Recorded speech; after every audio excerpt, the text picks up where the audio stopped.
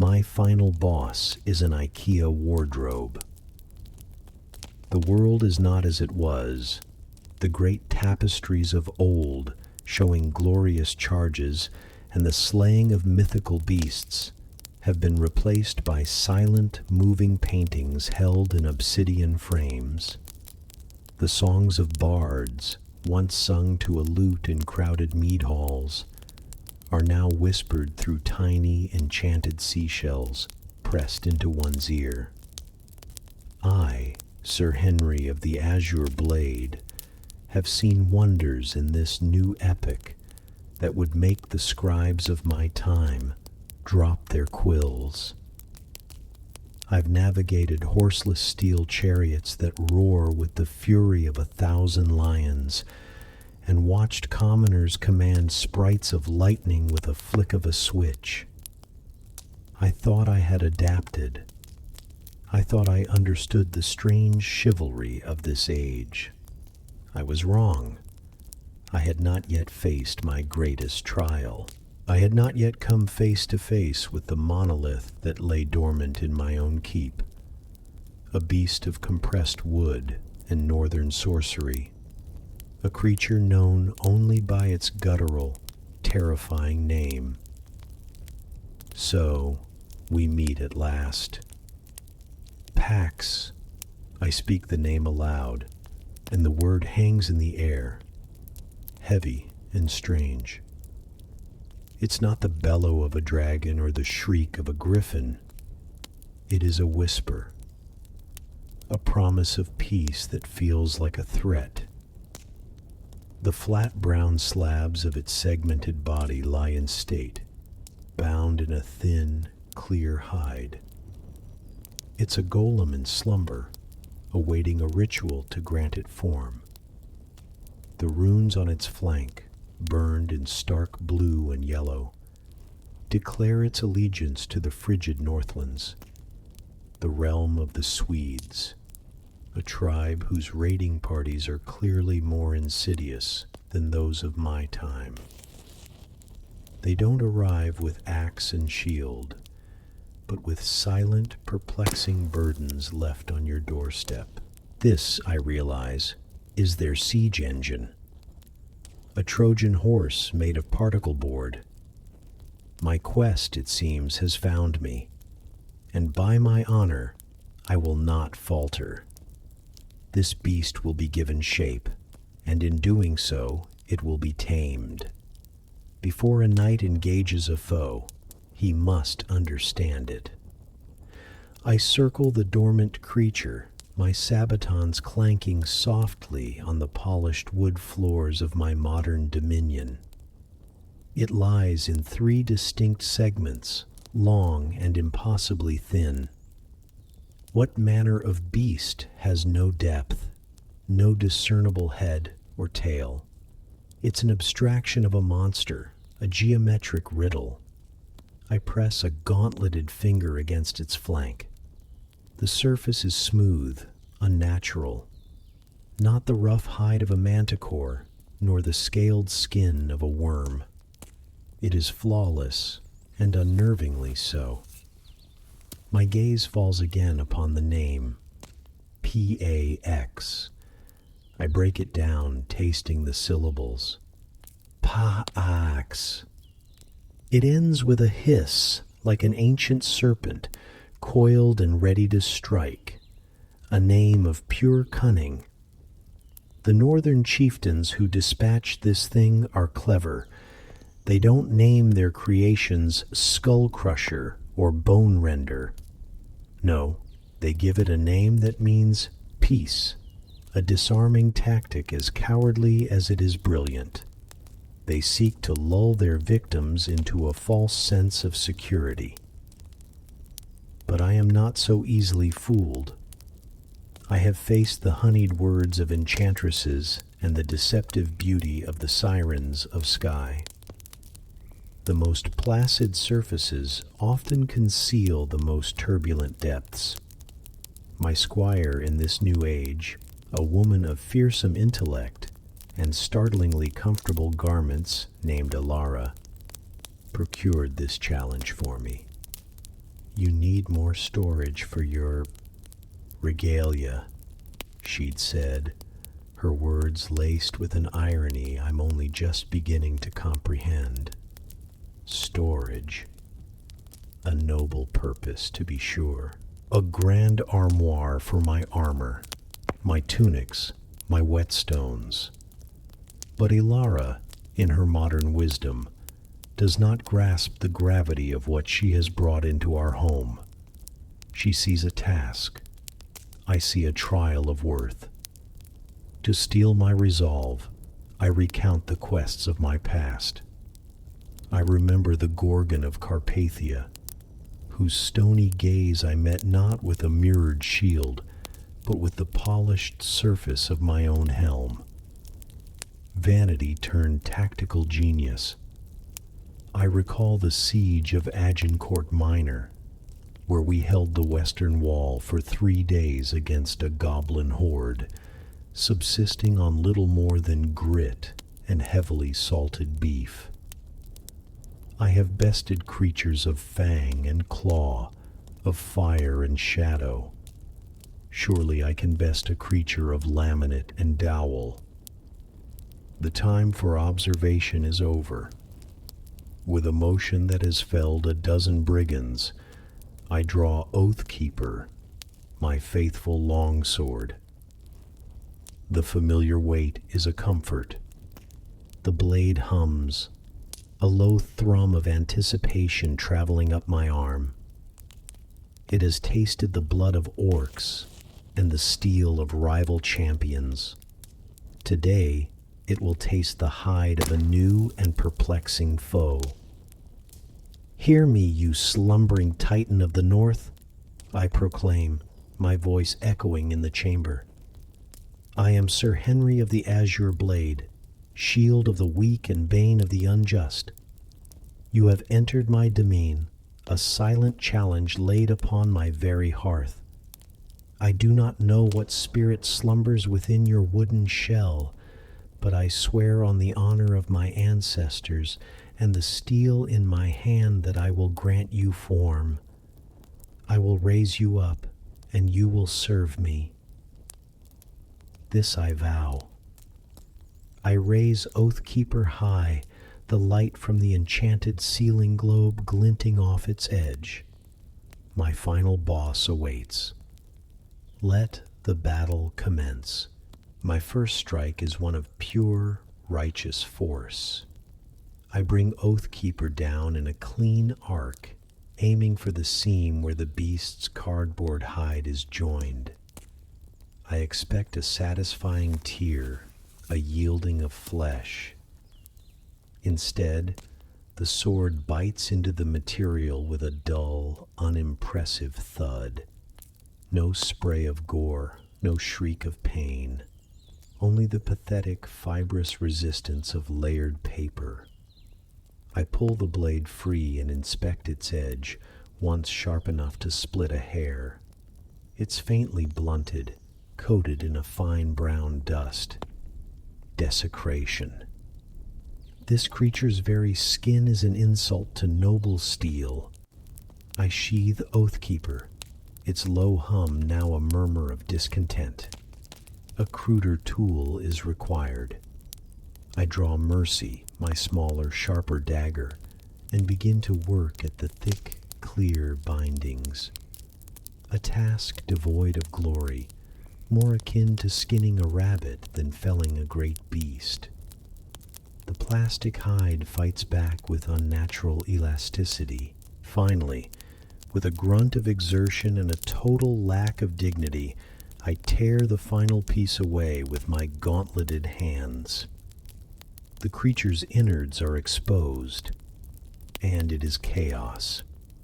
A jumble of pale wooden planks, a sack of what looks like metallic teeth, and a long, rolled-up scroll. This, I realize, must be the beast's codex, the key to its nature, the runes of torment. I unfurl it upon the floor. It is a tapestry of bewilderment.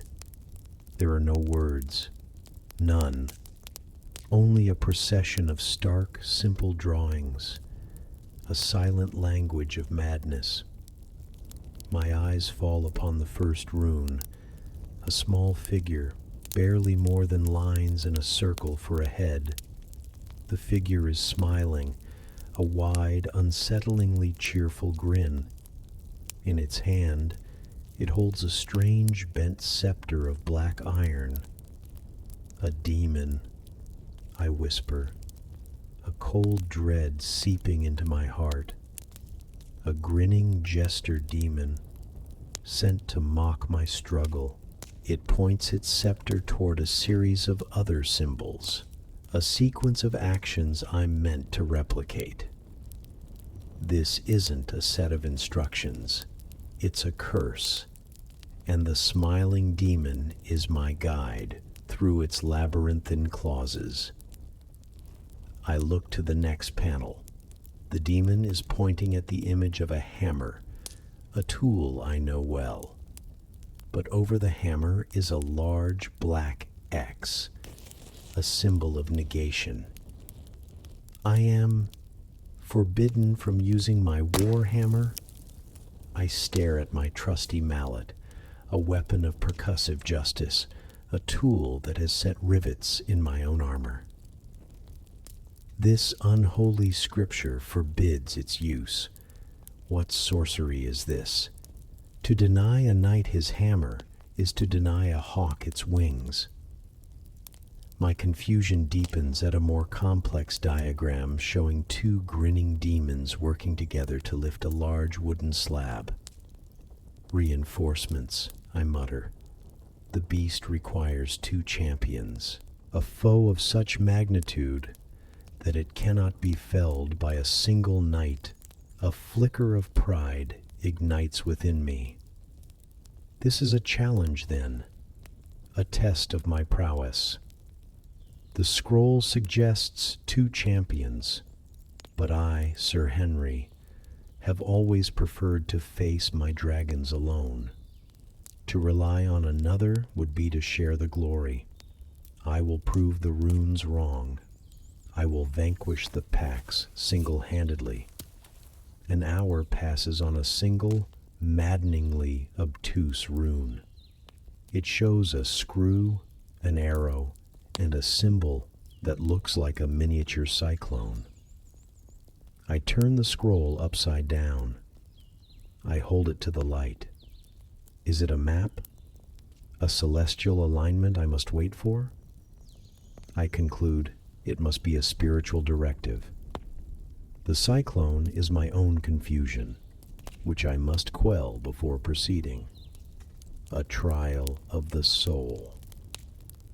I turn my attention to the bag of metallic viscera. It is an arsenal of bewildering diversity. Screws of a dozen shapes, small metal cylinders, and what appear to be tiny, sharpened wooden stakes. Dragon's teeth, I murmur. If I'm not careful, each one might spring into a smaller, equally vexing fiend. The wooden stakes I recognize at once. Blessed dowels, clearly meant to be driven into the creature's heart. And then I see it, lying amongst the glittering pile, a single, unassuming object. The bent scepter from the demon's hand. The Ah-Len key, as the scroll seems to name it. I pick it up. It feels weightless, insignificant, yet the runes portrayed it as the key. I try swinging it like a miniature war axe. Useless. I try using its tip to pry at a seam. Ineffective. I set it aside, wary of its silent power. The time has come. Following a diagram, I take a blessed dowel. The scroll forbids my hammer, so I improvise, using the heavy pommel of Oathkeeper. There's a sickening crack, not of success, but of splintering wood. The particle board around the hole has fractured. It bleeds sawdust, I say, a note of horror in my voice. And yet, it does not cry out. A stoic foe. My next attempt is worse. I try to join two large panels to form a corner. After several minutes of grunting and struggling, I realize I've affixed the panel backward. The smooth finished side faces inward, while the raw particle board faces out. An aesthetic offense of the highest order. "Yield, you stubborn plank," I command, putting my shoulder into it. The panel groans, a low wooden protest, but it does not move. It is defying me, intentionally. Exasperated, I step back. As I do, a balanced shelf slides off and strikes me directly on my helmet with a loud clang. I stagger back, stunned. "Cunning," I shout at the leaning assemblage. "It plays dead only to strike when my guard is down." A classic ambush. I should have anticipated such treachery. As I recover my wits, I notice a new assault. A fine white powder is clinging to my plate mail. It's everywhere. I try to brush it off, but it only smears and sticks faster. "A pox!" I roar, batting at my chest. "It has released a plague upon me." A curse of white flakes that sap my will to fight. Covered in the spectral dust of styrofoam, wounded by my own pommel, and outsmarted by a falling shelf, I realize the true nature of this battle. It is not a test of strength. It's a war of attrition. The PAX doesn't need to defeat me. It only needs to wait for me to defeat myself. The chamber, once a pristine space, is now a battlefield. Wooden panels lie like fallen soldiers. Screws litter the floor, a treacherous caltrop field. And in the center of it all stands the enemy. The PAX is a skeleton, a grotesque mockery of a wardrobe, leaning at an angle that defies physics. It is a monument to my hubris. One door is attached, hanging crookedly from a single hinge like a broken wing. Shelves are jammed in at odd angles. The entire structure groans under its own misaligned weight, a low lament echoing the despair in my own heart. I have abandoned my armor. The great helm sits on the floor, its proud visor staring blankly. My gauntlets are tossed aside. I am reduced to my tunic and breeches, hair matted with sweat, my face smudged with dust. I sit amidst the wreckage, my back against a wall, the cold reality washing over me like a winter tide. "Have I failed you, old friend?" I whisper, the familiar weight of Oathkeeper a cold comfort in my hand. I run a thumb along the flat of the blade, where the brown dust of cardboard still lingers. Together, we scattered armies. We held bridges against impossible odds. And now you lie silent in this chamber of failure, your noble purpose blunted by paper and glue. This wooden golem, it has done what no army could. It has broken my spirit. My gaze shifts to the leaning wreck. I address it directly, my voice weary. "Why?" I ask the half-built frame. "Why do you resist me?" "I came to give you meaning. I envisioned you as a proud bastion for my chainmail. And you fight me at every turn. You mock my strength with your twisted logic. You answer my righteous fury with silent, infuriating patience. Are you so content in your disarray? Do you prefer this chaos to the glorious purpose for which you were created?" The wardrobe offers no reply, only another soft, wooden groan. a memory surfaces, unbidden. My old mentor, Sir Reginald the Wise. We were sparring, and I, young and proud, was consistently bested by his simple parries. "Your strength is your weakness, Henry," he had told me, tapping my chest with his practice sword. "You see every challenge as a fortress to be stormed. But sometimes the gate is not barred. It is merely locked, and all the force in the kingdom cannot break it if you do not have the right key." His words hit me now with the force of a physical blow. The right key. My eyes land on it. The scepter of the grinning demon, the Allen key. Small and insignificant. All this time, I had seen it as a trifle. I had tried to wield it as a weapon, to use it for brute force, because that is what I know.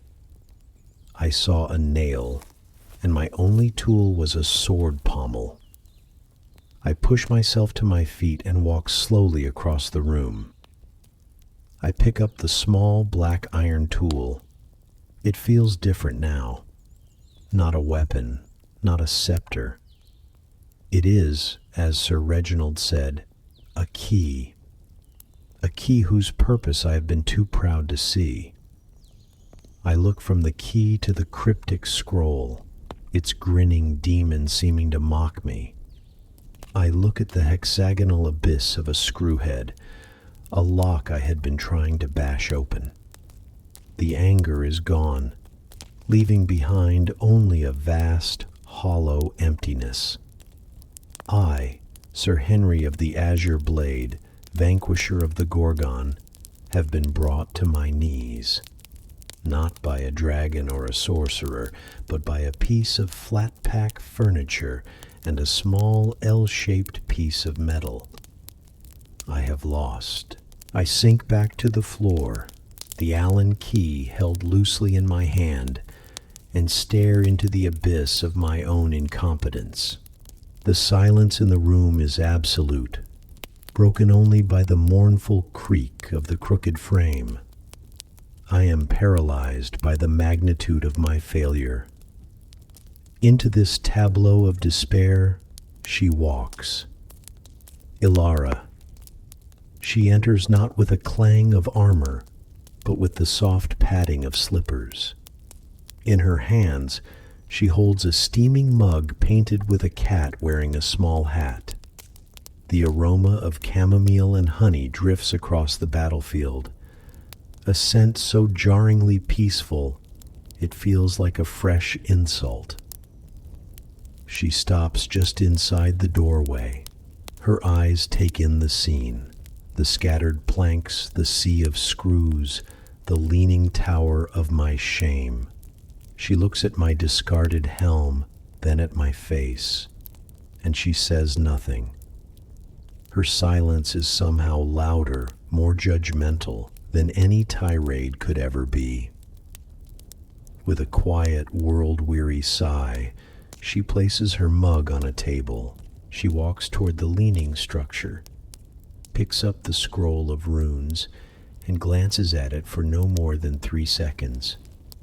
She nods, a small gesture of complete understanding. She then kneels, her eyes finding the small black iron key I have just come to understand. She picks it up. Her fingers close around it with an innate familiarity. Then, the sorcery begins. With a series of deft, economical twists, she slots the key into the hexagonal abyss of a screw I had abandoned. A quiet squeak, squeak, squeak is the only sound. The groan of the frame lessens. She moves to another. She is not fighting the beast. She is communing with it. She understands its silent language. She then turns to the backward panel, loosens 2 critical screws, slides the panel out, flips it, and slides it back in. It slots into place with a soft, satisfying thunk. The sound of perfect alignment, the sound of my utter humiliation. I watch, dumbfounded. My mind, which has wrestled with epic poems and siege warfare, cannot process what it is seeing. This isn't craftsmanship.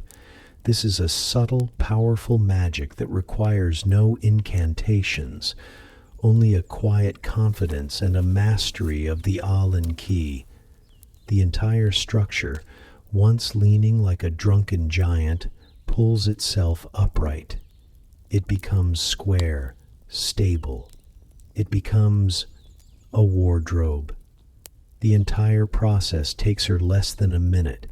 She finishes, gives one of the walls a firm pat, and retrieves her mug. She takes a long, slow sip, her eyes meeting mine over the rim. The silence stretches, and then she delivers the final devastating blow. A single sentence, delivered with no malice, no triumph, only the simple, soul-destroying clarity of fact. "You use the camlock screws on the base plate," she says. "Those are for the shelves." Then she turns and walks out, leaving me alone with my shame and a perfectly stable, half-assembled wardrobe. I look at my sword, a relic of a simpler time. I look at the now noble frame of the packs, and I look at the empty space where the key had been, the ghost of a lesson learned far too late. My quest was not to build a wardrobe. It was to be humbled by one. The war is over. The Pax stands in the corner, complete and resolute. Its white doors are smooth and flawless. It does not look like a vanquished foe. It looks like a teacher, a silent master who has imparted a harsh but necessary lesson. I am no longer in my armor. I approach the wardrobe not as a conqueror, but as a student approaches a shrine. I open one of its doors. The hinges are silent. Inside, the shelves are level, the rail sturdy, a space of perfect logical order. I had thought my quest was to give this creature form. I was wrong. The quest was for it to reshape me. I came to it with steel and fury, with the arrogance of 100 victories. I believed strength was the answer to all questions. The Pax asked a question I could not answer. It taught me that some fortresses are not opened with a battering ram, but with a quiet mind and the correct key. I carefully take my spare chainmail shirt, folding it not with the efficiency of a soldier, but with the deliberation of a monk preparing a sacred text. I place it gently on one of the shelves, a piece of my old world, housed within the wisdom of the new. My eyes drift to the inner wall of the wardrobe. There, hanging from a small hook Alara had provided, is the Allen key. I placed it there myself, a relic, a reminder. The greatest weapons, I say, my voice a near whisper, are not always forged in fire, nor are the greatest battles always fought with a sword. Some are fought in the quiet of one's own keep, against an enemy of wood and wit. And the most powerful weapon in that battle is the patience to read the runes and the humility to use a small twisted scepter of black iron. I reach out and close the wardrobe door. The soft, close mechanism, a final piece of baffling sorcery, catches it and pulls it shut with a gentle, final click. I rest my hand on the cool surface for a moment. A gesture of respect, a truce. I won no glory in this battle, but I may have perhaps won a sliver of wisdom. His quest is over, but the war against Flatpack rages on. Share the tales of your own great battles in the scrolls below. And if you wish to witness more of my trials in this strange new land, pledge your fealty to this channel.